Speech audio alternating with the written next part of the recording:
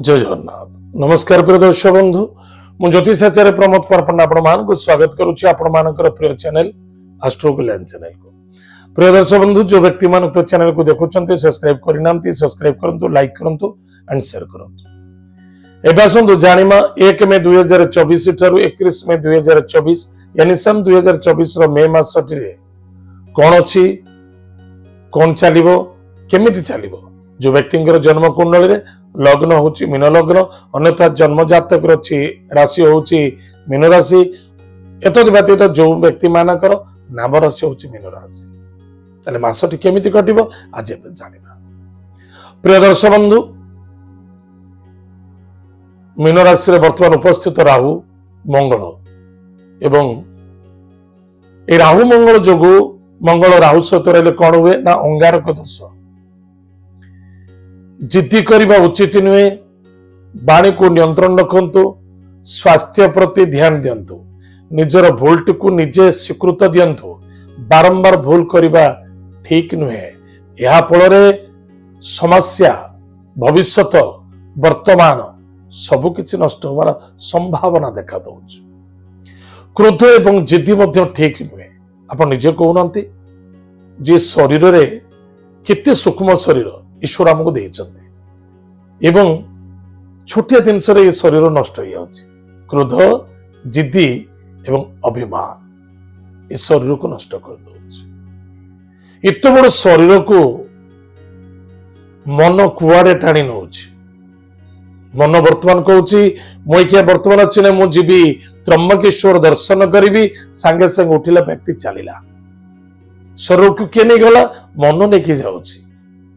जो व्यक्ति मन को आयत्त रखे, मन को कंट्रोल रखे एवं सिस्टम और शिष्टाचार चले, से व्यक्ति कौन से असुविधा हुए ना। कारण स्वाभाविकता कथा आप राशि होची मीन राशि, देवगुरु बृहस्पति राशि। कौन से छल कपट भीतर पसंदुनी, मिथ्यार सहारा नियंतुनी।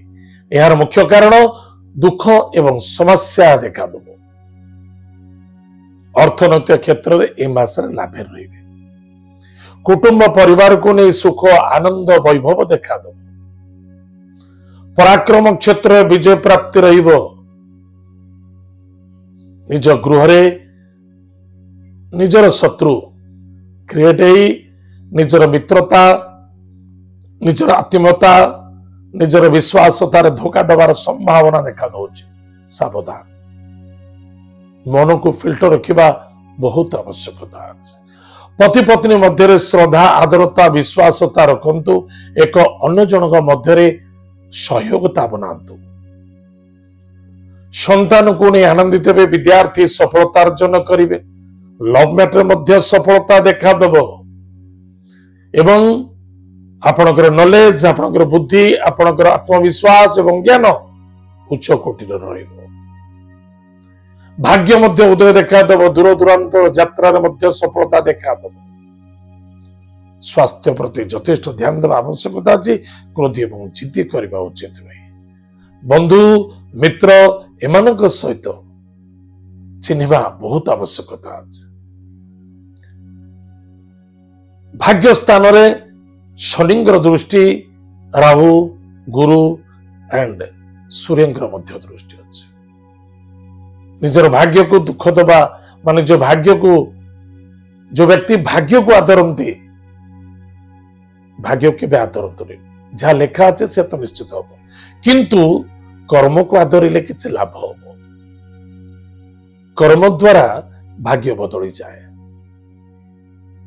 कर्म द्वारा सुख मिलता है, कर्म द्वारा शांति मिलता है एवं कर्म द्वारा सर्वनाश मध्य होता है। ताहले पिता स्वास्थ्य को नहीं चिंता मध्य देखा दे पारे। कर्म क्षेत्र प्रति यथेष्ट ध्यान देवा आवश्यकता अछि। जोड़ा कहली यथेष्ट ध्यान देवे। एतद व्यतीत इनकम सोर्स मध्य बेटर रहिबो। कर्म व्यापार वाणिज्य क्षेत्र ठीक ठाक रहिबो।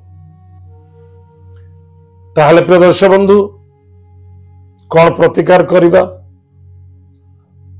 प्रत्येक दिन स्नानादि कार्य सारी किसी समय प्राणायाम और मेडिटेशन करंतु। कारण मनर स्थिरता मानसिक शांति ए मासरे बहुत आवश्यकता अछि। क्रोधी होबा, जिदी होबा, अभिमान करबा सब ठीक नुहे। प्रत्येक दिन स्नानादि कार्य सारी सूर्य देवता को जलर्घ्य दान करंतु। प्रत्येक गुरुवार, शनिवार, सोमवार ओस्त वृक्ष मूल जलगुड़ दान करंतु। भगवान विष्णु को जगन्नाथ अष्टक स्तोत्रम पाठ करंतु। अन्यथा विष्णु सहस्र नाम पाठ करंतु। मस्तक रे प्रत्येक दिन चंदन धारण करंतु। एथरे आपनकर मंगल होबो, सफलता मध्य देखा दो। प्रिय दर्शक बंधु, एत थिला मीन राशि व्यक्ति मानक पाई 2024 मसीहार मे मासटी केमिति कटिबो, कौन प्रतिकार अछि। आज तो समय जाइए आम कार्यक्रम का रखुचु। पुणी देखा आगे मध्य। जय जगन्नाथ। नमस्कार। हरि ओम।